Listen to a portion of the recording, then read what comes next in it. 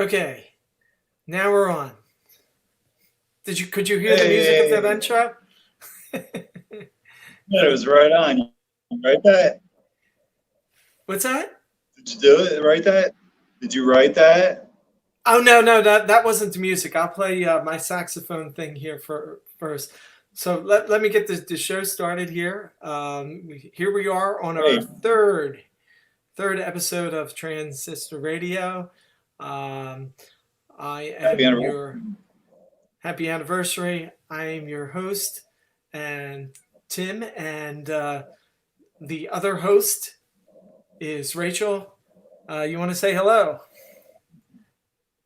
Hello, Tim. Hello, Rachel. Are we live?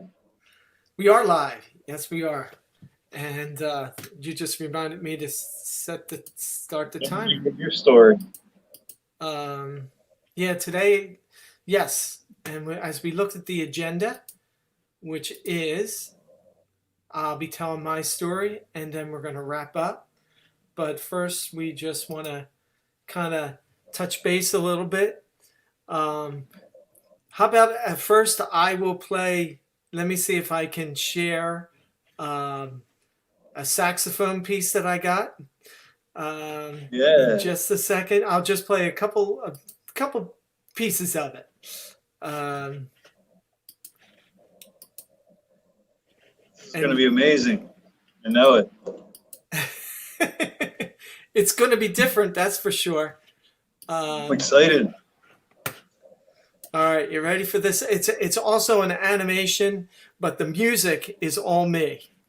Okay, it's me singing, it's me playing about five different saxophones, so I layered all the Wow. tracks together. Right Um, on. okay, and Ooh.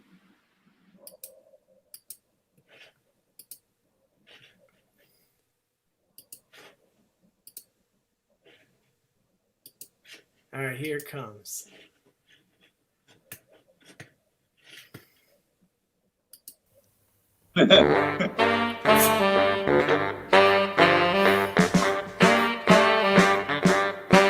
Imagine you and me, I do.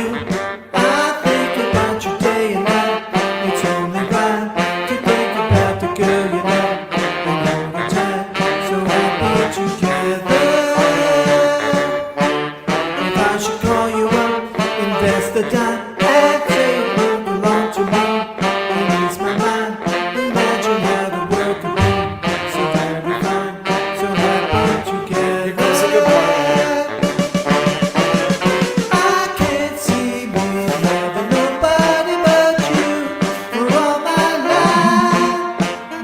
When you're with me, baby, the skies will be blue for all my life.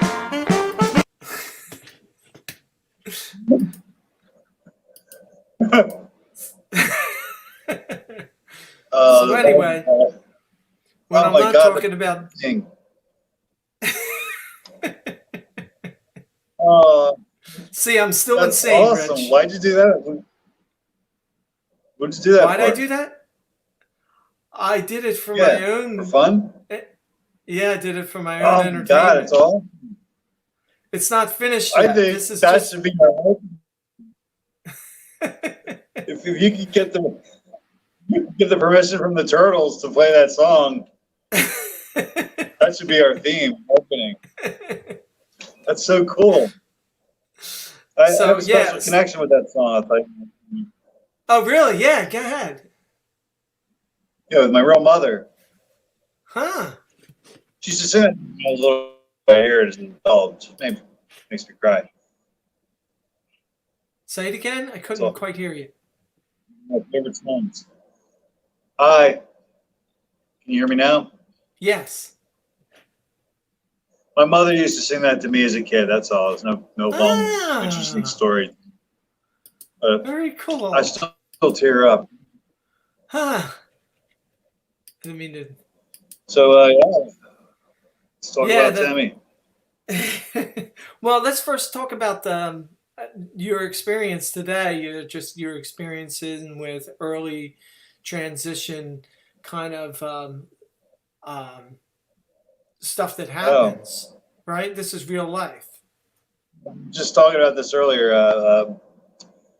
While I was trying to log in for the podcast, I heard the ring doorbell rang, and I'm like, I'm not expecting anybody. I'm in full makeup, and my wig is on. I don't wear the wig around my apartment building, or I don't wear it to work.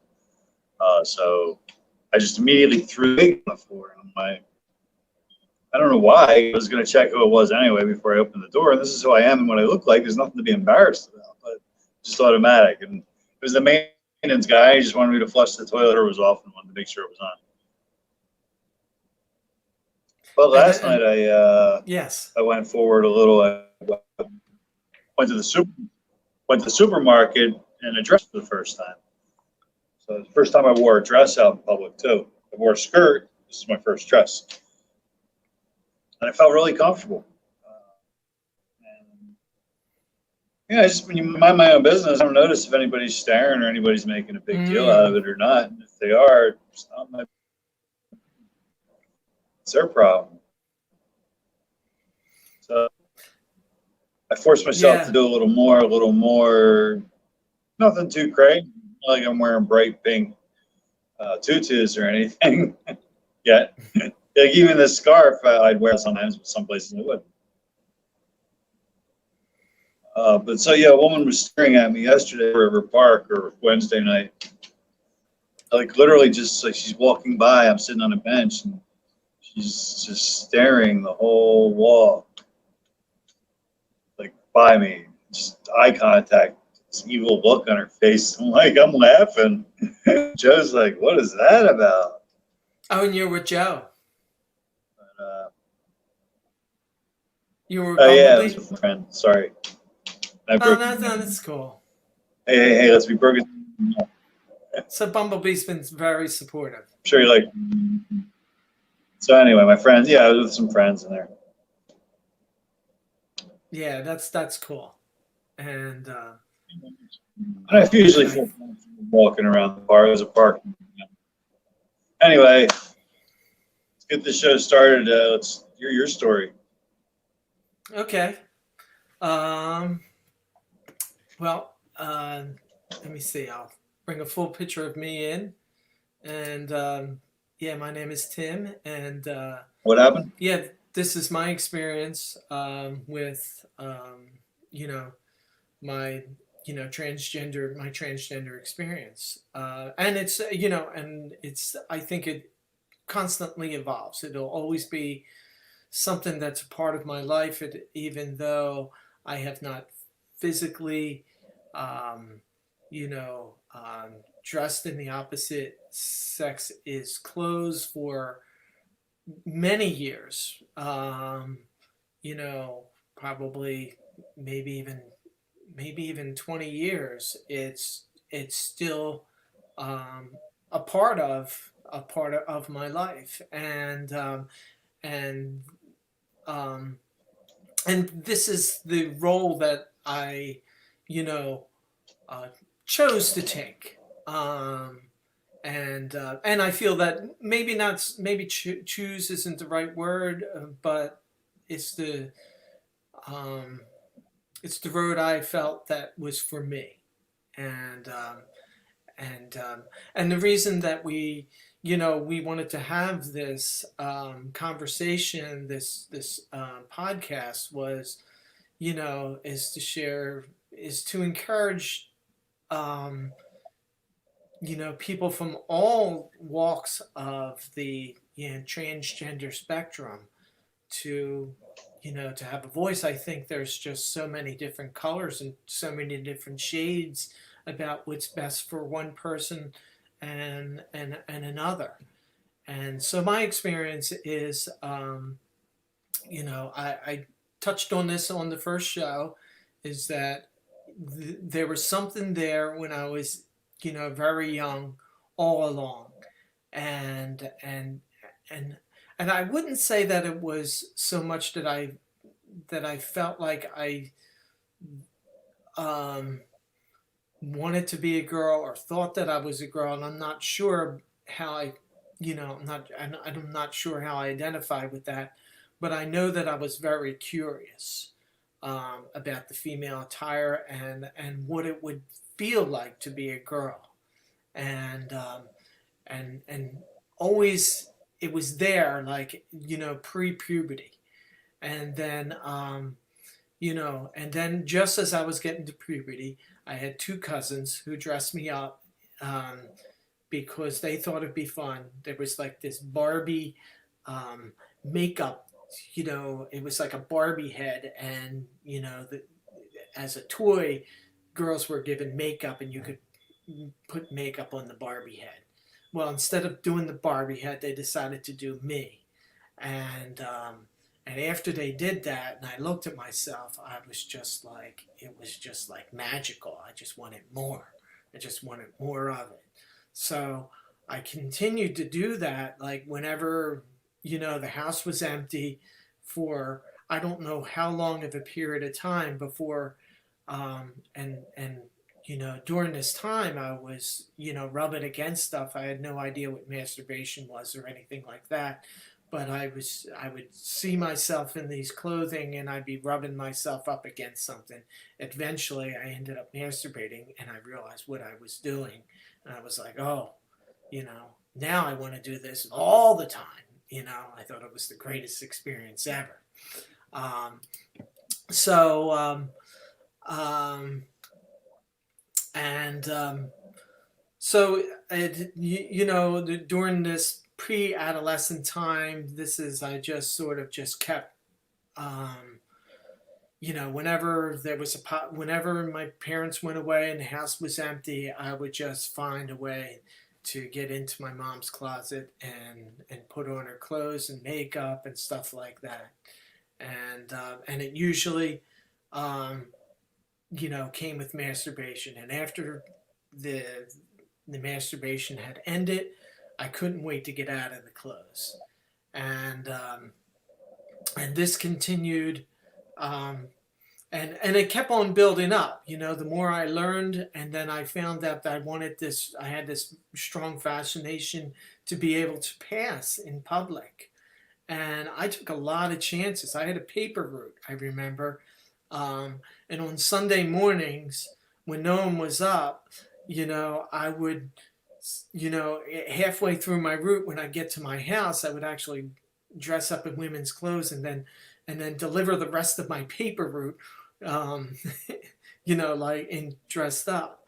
And so I was taking a lot of risk, and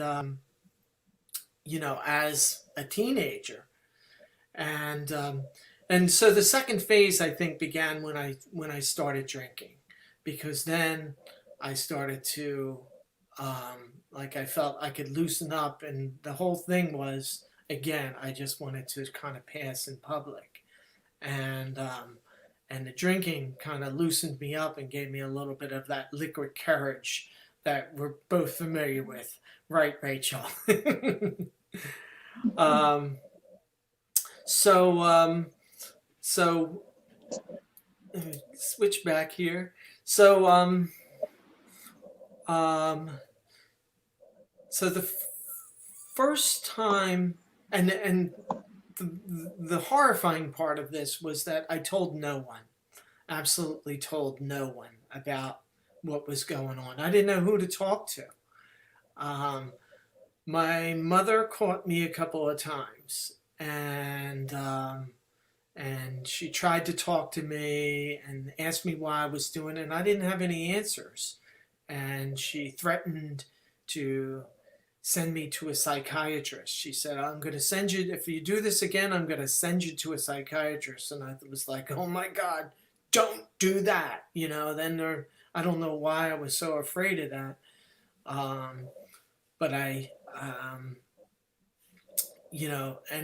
but the truth of the matter is I couldn't, I had no, um, there was, I had no self-will that could make me stop doing it.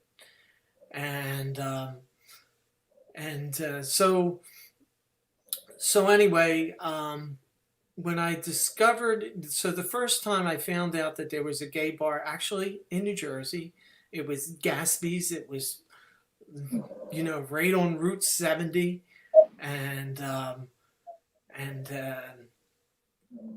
I don't know how I found out about it, but I decided that I was going to go there, and I sat in the parking lot for the first 2 hours, probably getting so drunk that you know, and then somebody I think saw me, and but anyway, that started the second stage. So then I started to go out to gay bars, and there wasn't a lot of um, other people, um, transgender people out there. Mostly it was drag queens, which were performers, and and so I still didn't really have anybody who I identified with. I I was going to this one bar, which was a straight bar right in my neighborhood, and there was this very well known out of the closet gay man there, and we became friends. And one time, in a drunken stupor, I managed to kind of tell him what was going on. He was actually the very first person that I told. I was probably about 25 at the time, and he was the first, and he was very understanding. And but I don't think he understood it, because then he took me to a gay bar in Philadelphia where they had drag shows, and but what was good about that was my best friend from high school was there.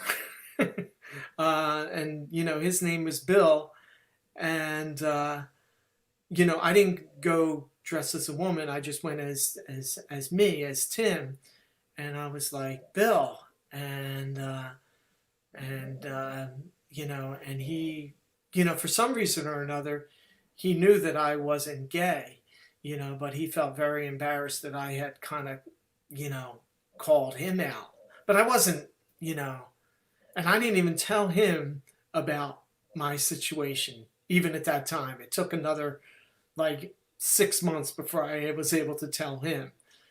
And but so through this period, again, I was taking a lot of risk, and I was thinking about that.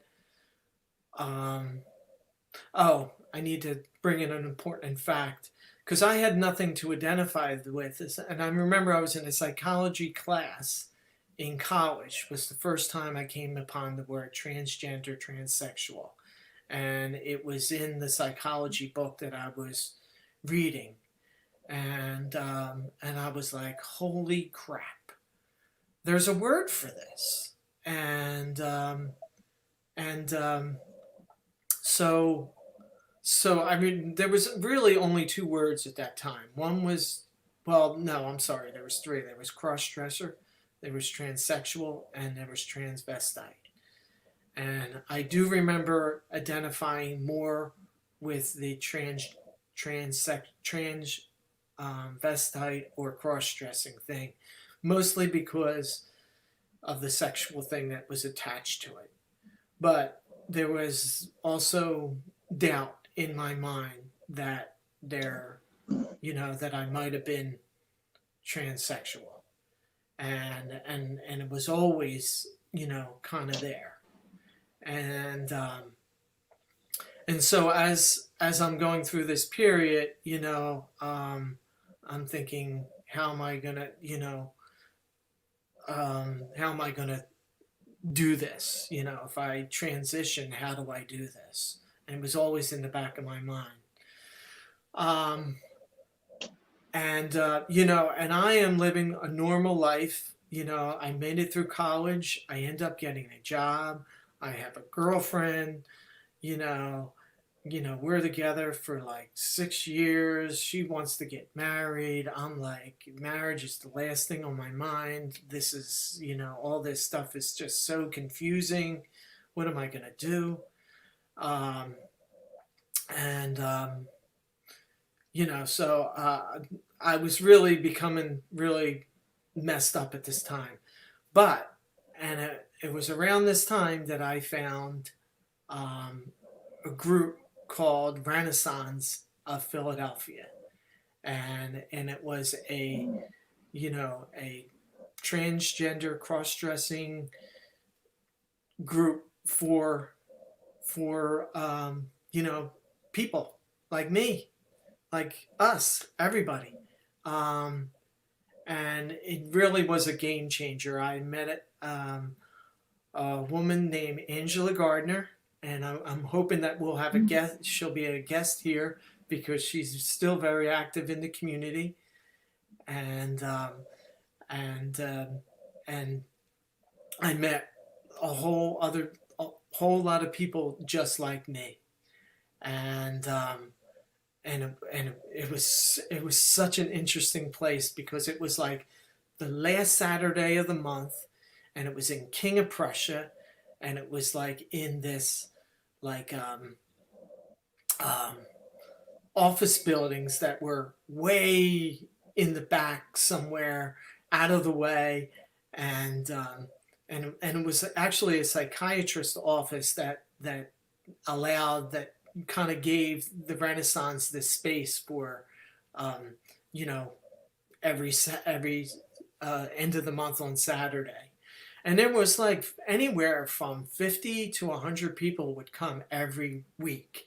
It was amazing. And then they had such good support. They had, you know, they not only gave like makeup tips and, where to buy your wigs and, who you could go to get your makeup done if you wanted to, but they also had support for if you were married, how to how to how to deal with your spouse and telling them about your situation and how they can be supportive and how they can become part of the community, because there was wives of people there that were coming, and and children, and of because there's people who are cross-gender or transgender who have children, and so it was such an amazing community. And but in my drunkenness, because of my alcoholism, I still felt separate from everybody. I still felt unique, and I still felt separate. So that was all on me.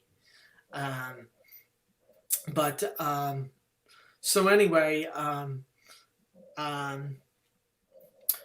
what eventually happened was I ended up meeting another girl at this time. I tried to get sober, um, and unsuccessfully. But during that period in which I was trying to get sober, I met another girl and got her pregnant, and that changed everything. I was like, because in the back of my mind, I'm thinking maybe I'm going to have my sex changed, and I think the marriage, the this relationship and having the child really screwed with my mind because it felt like if I wanted to do this, it was suddenly taken away, and I felt very resentful. And I tried to make this marriage work with the child, and it just I was really coming apart even further. I mean, I was taking off. I was going to Atlantic City. Um, I was attempting to do prostitution, um, because I figured prostitution would have been the only way that I could earn a living if I became a transsexual and decided to live full time. That this was the only way. So I walked along the streets, and I mean, I got into a few cars, and I had to I started doing some drugs, and but I never ended up, actually doing that. But I came very, very close to doing that.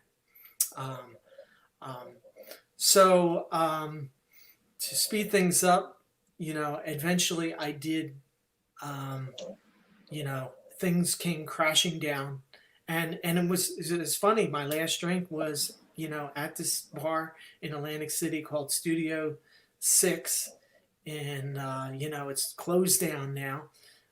right in the heart of Atlantic City, and then that was my last drink, and I was cross dressed there. I was also prostituting or trying to prostitute that day, and I realized that I just couldn't go on.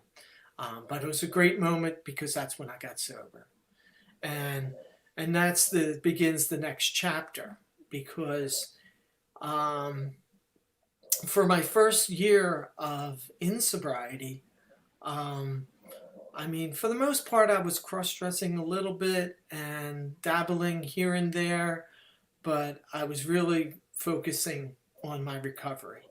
And um,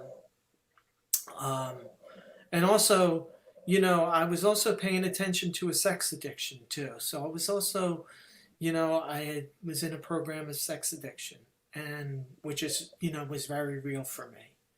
And I remember and I started to grow my hair out long, and it was like the first time I'm growing my hair out, and because now I'm divorcing my wife, and I'm still seeing my child every other weekend and every Wednesday, and I'm having a good relationship with him.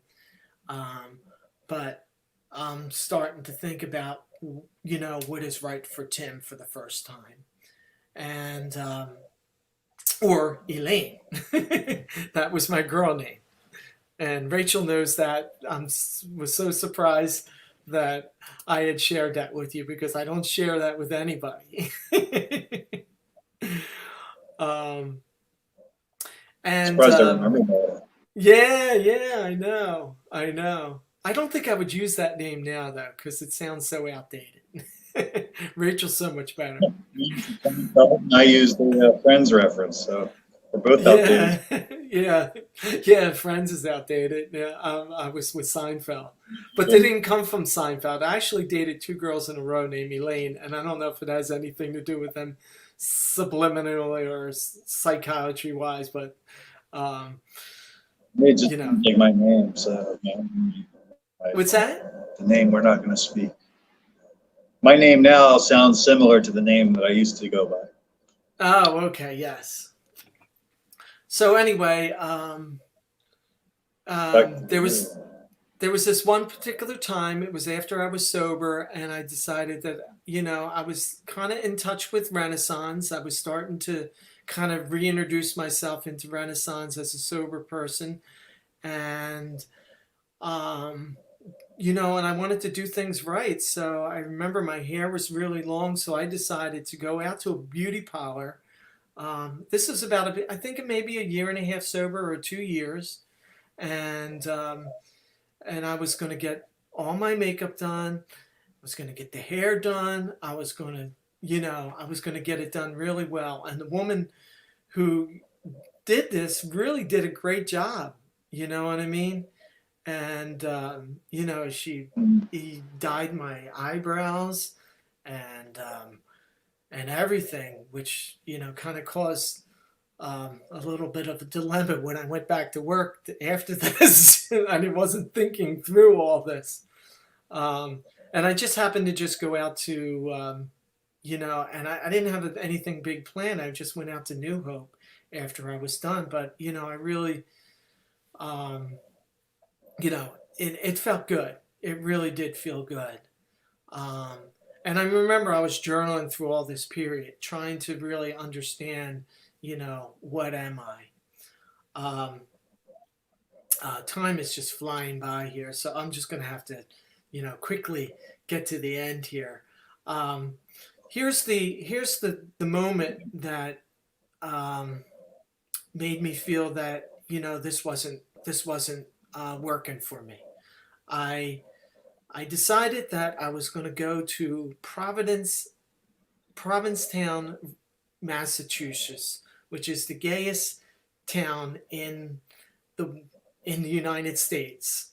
It's way off on the in Massachusetts. It's the last place on I forget the Long Beach. That's not Long Beach Island. I forget it. But anyway, I was going to go there for 3 days, and live as a woman for 3 days.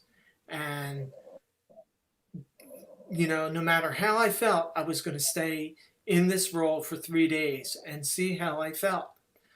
And that's what I did. I went up there, I rented a room, I ate dinner, went out to restaurants, and I really just stayed in that role.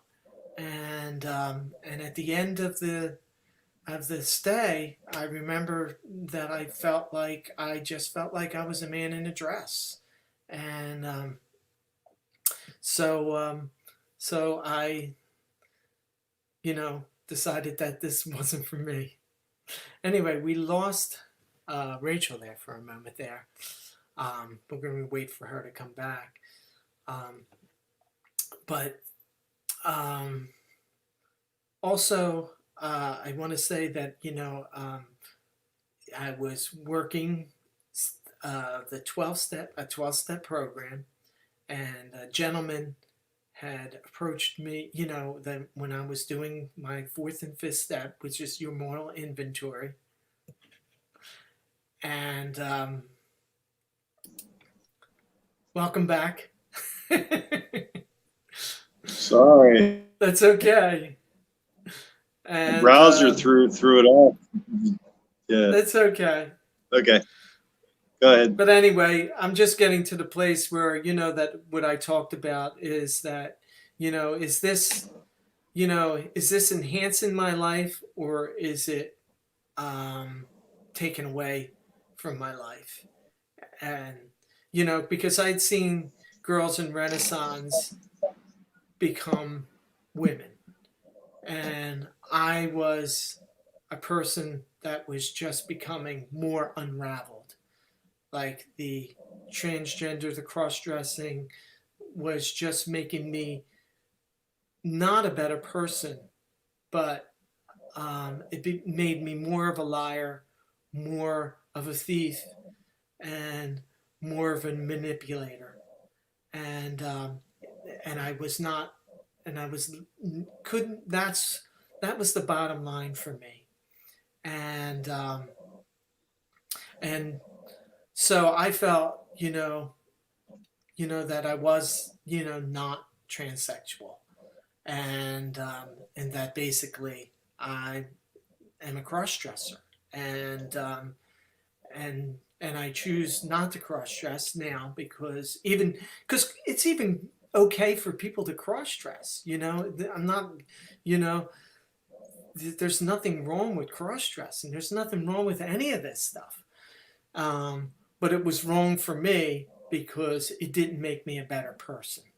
And so if anybody that asks me, that's the bottom line. But I still feel, inside of me that I have something that I can give back to this community. Because I still find comfort in engaging in my feminine side, and nurturing that part of me, and I do it in different ways, and like I run in those spandex pants, and I feel good running in those spandex pants, even though, they're, not in the summertime, but in the wintertime. um, so there's different clothing that I wear that sort of makes me be in touch with that side of me, and that's okay. So anyway, I didn't realize how long I was going to talk, and I did. I told you can never shut me up, Rachel. So anyway, that's the story, as best I can describe it. You have any questions? Me or the audience? You. There's no audience that I know of. I got really excited when you were talking about your cousins putting makeup on you, and when you lived like a woman for 3 days. I got really excited, like, oh my God, that'd be awesome. Yeah. Yeah.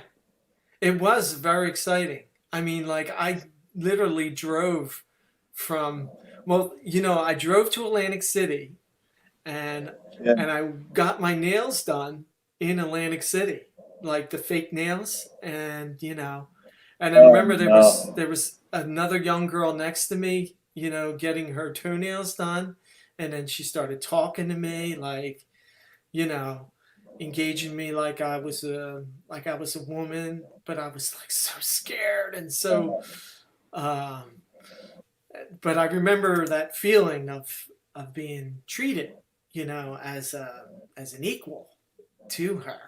And I love those experiences. And Feels good. mhm. And I It's mean, it, yeah, it's I admired the fact that you could pass. Like even when what's you used to talk about it years ago, I admired the fact that you could pass. Or even just buying heels is so easy for you because they're smaller. yeah, I'm not that small. Your in shoe 3 inch size heels, is. I'm way over 6 foot.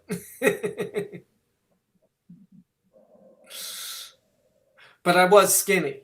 I was only about 130 pounds. Yeah, it helps. And And when then, you're and having feminine the enough, long, you can be pretty or you can be handsome. yeah. And, but I got clocked very often now. And, Now you you're know, both hmm? pretty and handsome at the same time. Now you're pretty and handsome at the. Oh, thank you. But it's been quite an experience, right? And it, you know, Yeah, where you're at, it's amazing you're like a how baby in all of attractive. this. What? You're like a I'm a baby in all baby. of it. Yeah, you are. You're like a Absolutely. baby. It's kind of, and I'm so, I went on Renaissance in a magazine somewhere, and I ended up calling them and making appointments and listening to what they. But I never went. I never followed through. how long ago was this? But I remember calling a couple times out of curiosity. So And they how said long that there ago was. was this? I could actually have a woman help me dress, help me put on makeup, help me with everything, and take me out in public, and it's so exciting. Yeah. Uh, yeah, it was exciting. I don't have a lot of girlfriends that I do things with, and I feel like one of the girls most of the time. It's funny. I remember there was a friend of Marcus's who was a girl, and for some reason, I felt like she picked up on on my transgenderism for some reason or another, and she even I always mentioned, thought hmm. when I get that feeling, a lot of the women ended up being sex addicts like me, and that was the feeling I was getting. You mean the Well, they wanted you because you're hot, I don't right? know what you're talking about. You lost me. And the vibe you're getting from Marcus's friend. Oh no, no, this was a person. No, because she even mentioned that she hung out with another person who was transgender, and I was like, why is Ah, she mentioning this? And at one point, I almost wanted to get in contact with her, like this was at that time, but I never had the courage to do that. So there's a lot of little situations. I wonder how things would have turned out if I would have been able to open up a little bit more and be have you honest shared with this? you. Have you Hmm? shared any of this with your wife, with anybody you dated? Yes, yes. With my wife, she knows about 90% of it. She doesn't know that I was like walking the streets and stuff like that, but Well, she she knows needs to know, all. I guess. She knows that I went off to Provincetown, and she knows all. A lot of these. She knows about all the my Did you know that drunkenness. while you were together, or you came out later? What's that? Did you know she know that while you were together, or did that come out later? It came out about a year after we were dating. I told her. So before we were married, I told her. Oh, so she And knew, but it was something you were fighting with, as far as she knew, right? Or something you weren't going to do anymore. at that point, I was kind of through it. At that point, when I met her, because that was after my trip to Provincetown, and I had pretty Oh, much, really? yeah. So I was pretty much over it at that point. And I mean, not that you're Oh, ever over it, um, or but over it, not like it's a bad thing either. It's just no, I mean, it wasn't a like bad you. thing. I knew that, I could pretty confidently tell her that, there wasn't a day that I was going to wake up and say, all of a sudden I'm going to change my sex. I felt pretty That's what I feel like confident. happened to me. Hmm? I feel like that happened to me. It's almost, Mm.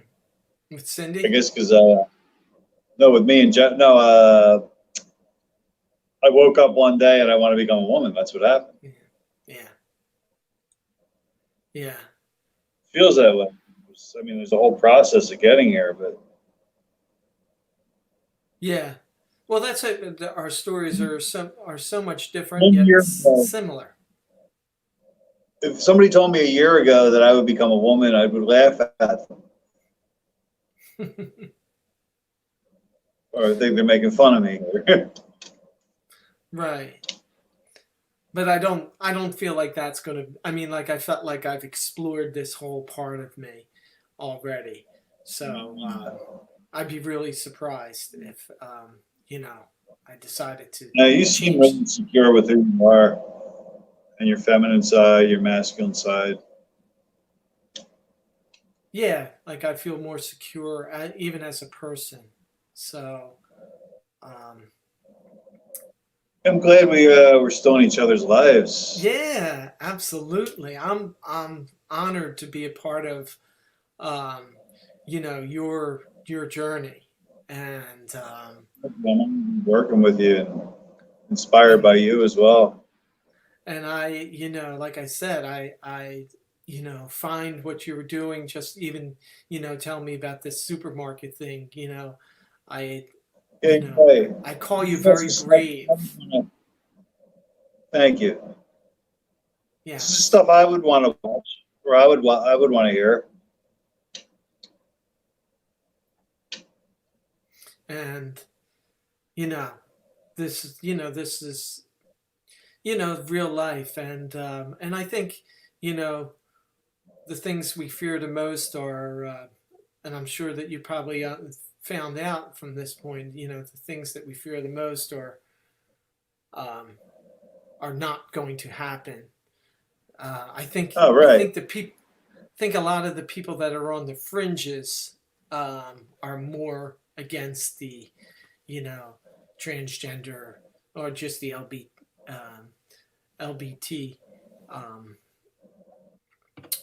movement in itself. But I think they're more on the fringes now than they are in the It's way more accepted in general than it ever was. yeah. Um, I know it was I'm I just amazed. How many people, women especially, but actually, there's a lot of guys in my life, a lot of people in my life, really, really reaching out on a daily basis. I mean, social media helps. It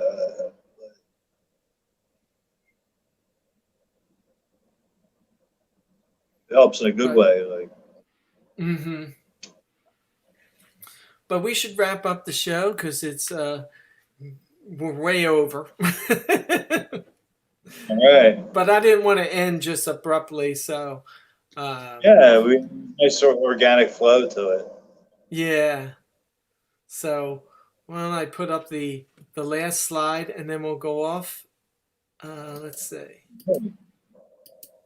The I think you you should always use the I think the opening should now have you with the sax music singing Happy Together. Well, I'm telling you that. Well, let's end the show and then we'll come back and we'll talk about that very quickly. All right, Good. here we Good. go with the Right. thanks. Whoop, there it is.